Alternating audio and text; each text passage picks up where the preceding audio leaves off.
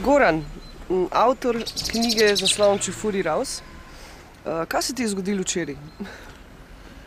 Poleg drugih stvari sem bil na zaslišanju na oddelku za gospodarski kriminal, mislim, da se mu tako reče, kjer so pač od mene vzeli izjavo glede ovadbe, ki jo je proti meni sprožila policija zaradi razžalitve in obrekovanja dela slovenske policije v mojem romanu Čefurji raus. Kaj pa je točno bilo tisto, kar je gospoda policaja oziroma verjetno načelnika kaj zmotilo? Ja, zdaj čisto konkretno jaz težko govorim, dejansko jih moti, kako se v romanu govori o policiji. Seveda besednjak sam po sebi je žaljiv, ampak gre za pripoved glavnega junaka, 17-letnega izmišljenega junaka, ki opisuje nek svoj izmišljen dovod policijo in o tem razmišlja. Skratka, to niso dejstva, to niso neki poročilo o resničnih dogodkih, to je pač pripoved, fiktivna pripoved, kjer nekako sprejemamo miselni tok, skoraj tako rekoč, enega izmišljenega junaka. In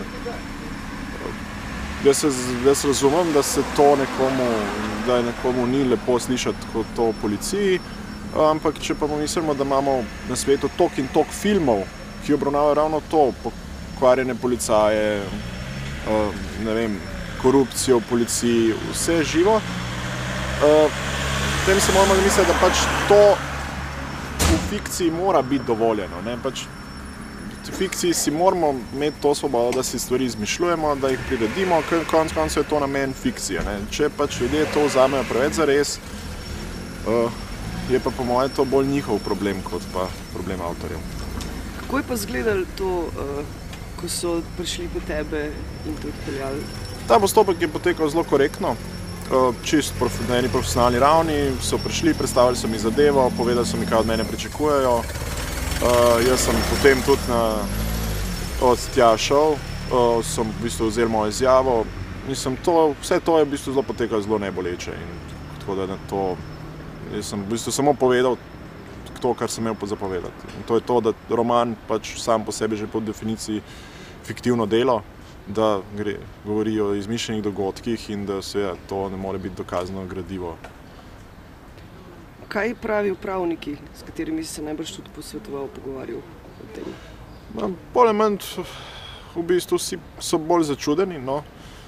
Zdaj težko se komentirajo konkretno, glede na to, da to so zdaj samo ovadba. Mislim pa, da vsaj tako moje mnenje pa nekje po odzivih, da ta stvar ne bi smela iti naprej. Da nekako za to ni resne pravne podlage in jaz mislim, da bo tudi nekako ljudje ugotovili, da mogoče je bila to ena nepremišljena poteza, napačna, da policija bi sigurno, če se je že počuti ogroženo s takim pisanjem, lahko nagovorila javnost tudi na drug način in opozorila na to, da mogoče se pa stvari, ki jih jaz opisujem, ne dogajajo. Kar jaz nisem sploh preverjal. Jaz moram reči, da teh stvari pač poznam po zgodbah in to mi je bilo dovolj, da sem speljal svojo zgodbo. Jaz nisem imel namena pač prikazovati raziskovalnega dela ali pa znanstvenega in raziskovati policijsko delo. Jaz sem pač se ukvarjal s fiktivno zgodbo in z nekimi drugimi stvarmi. Tudi v bistvu na literarnih večerih, ampak pogovori o knjigi ni bila v bistvu ta tema policije nikoli v ospredju, zato ker pač večina ljudi dojema, da je ta zgodba nekje drugje, da to je samo eno poglavje v knjigi, ki pač, ne vem, razburka notranji svet glavnega junaka. Kaj pa so rekli na policiji nazadnje, ko si bil pri njih? Ne, policisti so mi samo razložili, kakšen postopek poteka naprej.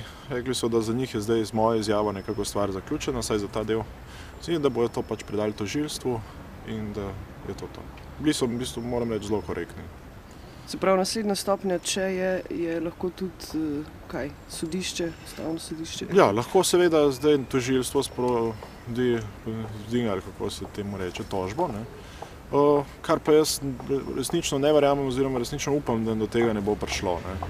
Ker mislim, da nekako tudi odziv javnosti in to, kar sem jaz imel priložnost slišati o tej temi, je tak, da to enostavno nekako ni primer, kakršen se pritiče neki normalni demokratični družbi. No? Da tukaj gre dejansko za mogoče nekoga, ki je bil na nek način užaljen z mojim pisanjem, ki mogoče malo nepremišljeno deloval, ampak jaz pravim, da to razumem, sigurno, da pač tu policija ni najlepše opisana, pač taka je zgodba, marsikdo mogoče v tej knjigi ni najlepše opisan, ampak o teh stvareh se da na drugačnem nivoju pogovarjati. Ne? Jaz bi si želel mogoče slišati pa neko debato na to temo, ki pa ne bi potekla prek sodišča, ampak v javnosti, kjer bi lahko policija v javnosti predstavila svojo zgodbo, nedavno